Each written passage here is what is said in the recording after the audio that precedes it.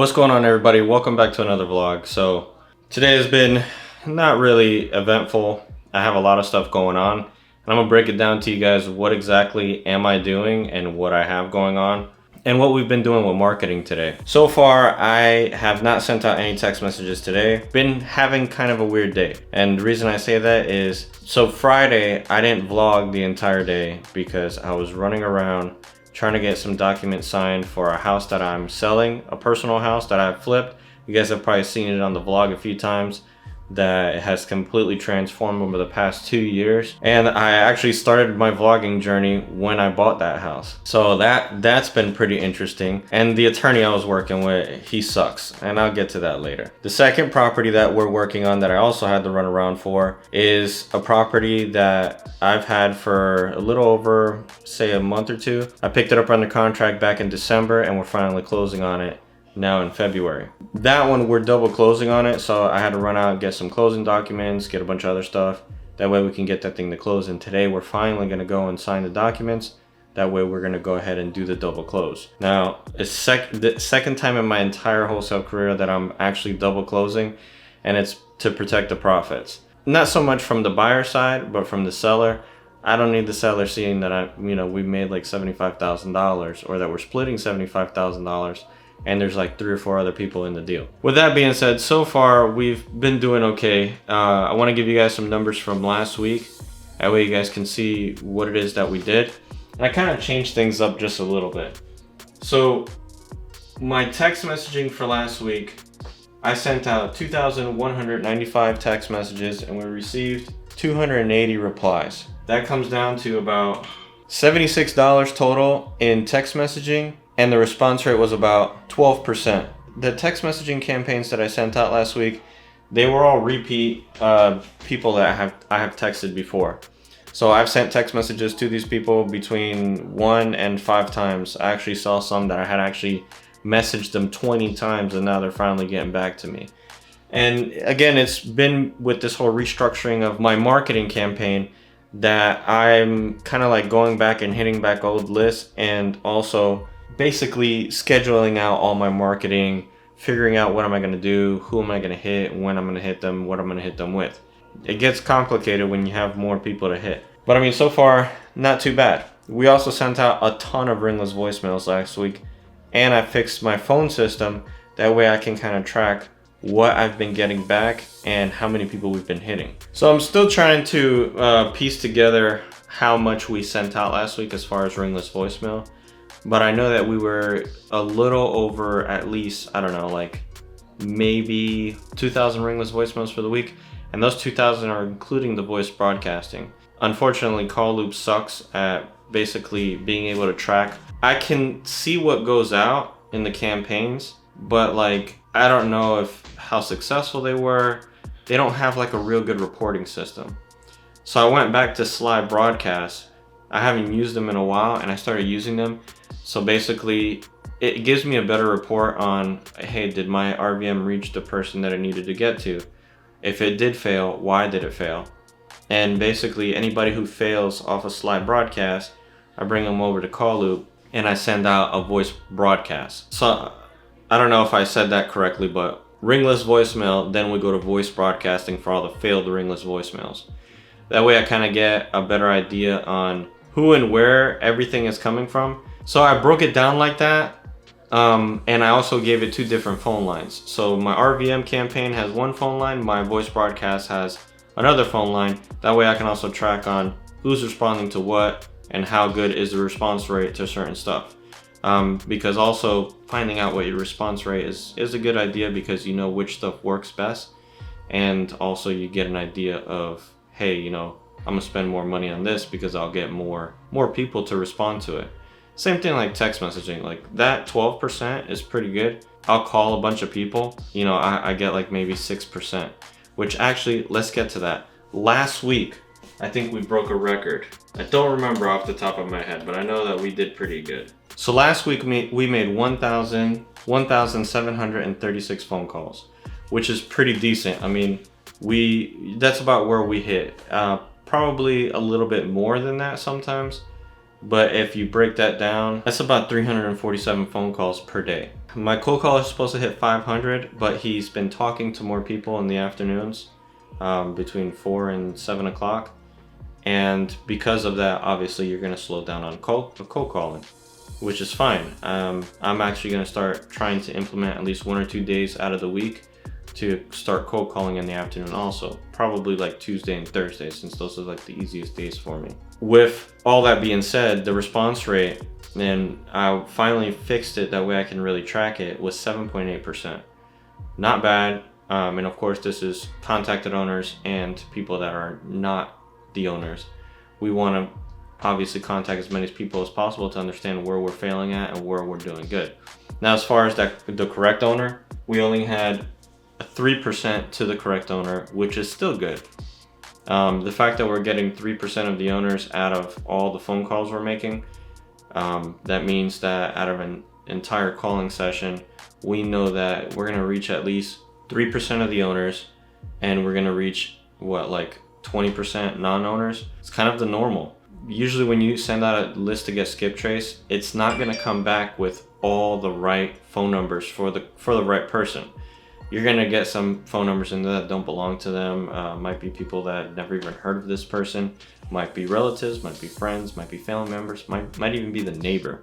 Gotten that a few times. Dude, like, that's not my house, but he lives next door. You want me to get him for you? Bam, you got in contact with him somehow. But you'll get really close with the majority of these numbers or these skip tracing services that you might be using. So far the marketing is playing out. I mean, text messaging, the fact that we sent out, I think it was like 2,000 something text messages last week, that's pretty good. That's a lot of text messages. Usually I don't send out that many text messages throughout the week. There have been some months where I think I sent out like 10,000 text messages, but I didn't really stay consistent with that because it is a lot of money to do that. So I went back to just starting out small and just slowly ramping back up and figuring out where do we need to kind of concentrate our marketing at. On another note, part of the marketing that I have going on too is I'm using Rei Reply a little bit more than what I was before. I've had Rei Reply since December and I didn't really know how to use it. So I've been building on it little by little by little. Every week I spend some time on it, trying to figure out some new stuff, also trying to figure out my follow-up campaigns. And I did discover something new that's pretty interesting that I wanted to share with you guys. So a part of Rei Reply, in part of the campaigns, it has an automated dialer. And what it does is it'll call the person, it'll let the phone ring for like 5 or 10 seconds, and then it'll hang up on them. And when it does that, you create a missed call. And I do that a lot with my voice broadcasting. I send out a voice broadcast, but it has no audio attached to it. So when people pick up, it just hangs up on them, or if it detects a voicemail, it'll leave a voice message. With Rei Reply, it doesn't leave a voice message, but the fact that it's able to deliver a missed call is going to make somebody call me back. That way I can, get in contact with that person, which is fantastic because sometimes they won't answer a text. Maybe they're old, maybe their phone doesn't have text messaging like a landline. So that phone call is really important because they see a missed call that they don't know and it's called a few times. They're going to call that number back and be like, hey, you called me? What do you want? Because sometimes even with a cold call, they won't pick up right away, but they might call back in later and be like, hey, I am interested in selling, or hey, you called me earlier, what do you want? So I thought that was a pretty interesting thing to share. In case you guys don't know what Rei Reply is, I'll go ahead and include a link in the description. That way you guys can take a look at it. And it has been phenomenal. I love it. I don't use it for any outbound marketing, but as far as follow-ups go and trying to organize myself, it works fantastic, especially the Twilio integration. That way you can have like a ton of phone lines for super cheap. I got like 10 phone lines right now with them and it costs me $1 per phone line. Then I'm gonna add a bunch of more phone lines for all the other markets that I'm gonna be hitting, which total I think we're gonna be like in 6. That's something I'm gonna work on this week, which is setting up the new marketing. We're gonna be hitting 2 brand new areas we've never hit before. I was gonna go driving for dollars this week, but I think I'm just gonna focus on getting them set up first and then go driving for dollars in the other market that we're gonna go in. So We have 1, 2, 3, 4. Yeah, so that means we'll be in 4 total markets, and the other 2 markets, I'm gonna go and start driving them probably like next month or something. Really want to get February down packed. I also want to maximize the amount of marketing that we have going out. I know that I'm just ranting on and no real clear direction and just telling you guys about my day. So for now, I'm gonna end this vlog here and let's see what happens throughout the day. Hopefully we can get this deal closed. I'll be a very happy man and get all this other stuff rolling. We'll see how it progresses, see if we get any leads. So talk about a day. Today was a crazy day. I was running around like crazy. So I didn't really get to vlog much, and it sucks because I felt like I had a lot of good vlog worthy material, but I just didn't vlog anything. And it's just because I guess I get so into what I'm doing that I get tunnel vision. I only think about what I need to get done and nothing else. I forget about everything else, any secondary things that need to get done. I just go ahead and I just, roll with whatever I gotta do. Today we had another closing. So that closing I went and signed the closing documents for. We double closed on it. So I had to get transactional funding for about $250,000. And we paid 1.5% in interest to borrow that money for the day. I won't really go into detail and explain what a double closing is, but it's basically A and B close the transaction and then B and C close a transaction. So I buy a property with money that I borrow or my own, and then I turn around and sell that property immediately within the next few hours. So that they did the first closing at about 11 o'clock in the morning, and they did the second closing around 3 o'clock, and we made a great profit.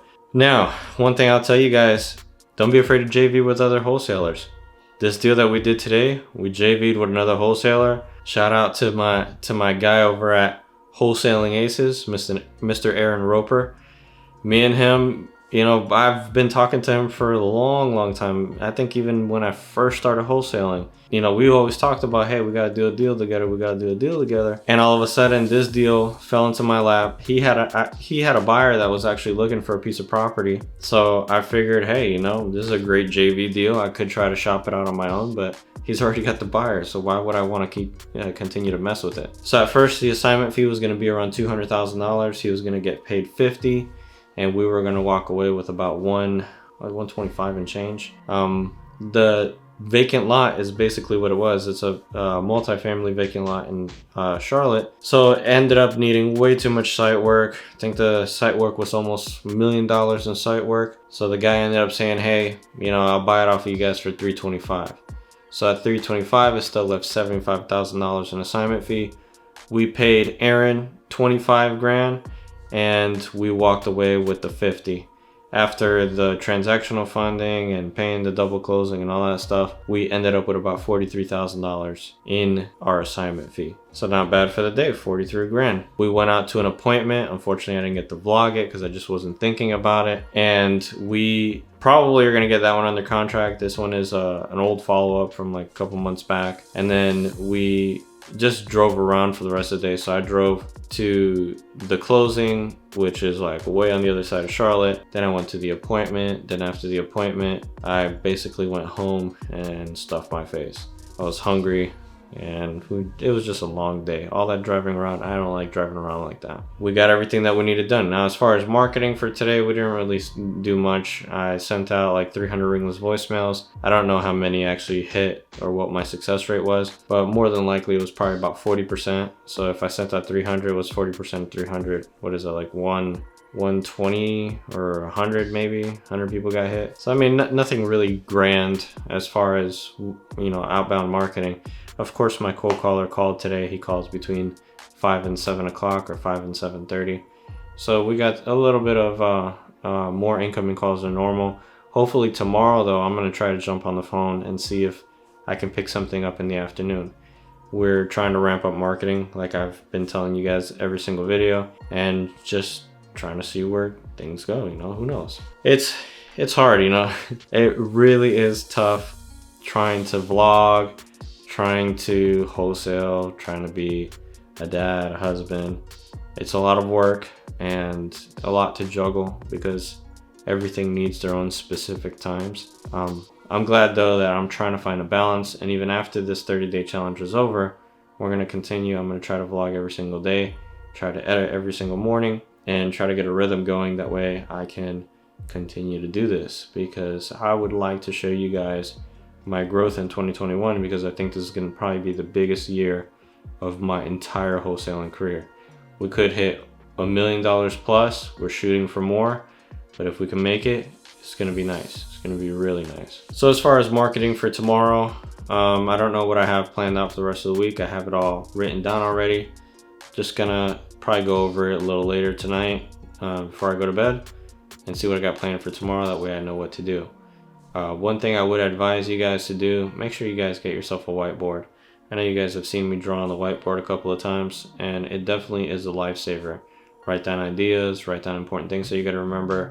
Not only that, whenever you're strategizing something, you can use the whiteboard, you know, as your scrap paper, so to say. So that's it for me today, guys. It's been a very long day, a lot of stuff going on, and just feel like I'm being pulled in a million different directions. Especially with planning marketing, it's hard, man. The more that you start to do, you'll see that the more time you're consuming as far as planning marketing, planning your follow-up campaigns, planning all the stuff that you have planned out. This is a job. This isn't something that's easy. You spend 2 hours a day and that's it, you're good. You know, if you really want to make any money, you gotta go ham, you gotta go hard. Now, not saying that you can make 100 grand a year easy in this, putting in 2-3 hours a day, but I'm not interested in making 100,000. I'd be more interested in making 100 million. But enough about my dreams of what I really want. I'm gonna go to bed, and we'll start this vlog again tomorrow. So I'll catch you guys later and see you on another vlog.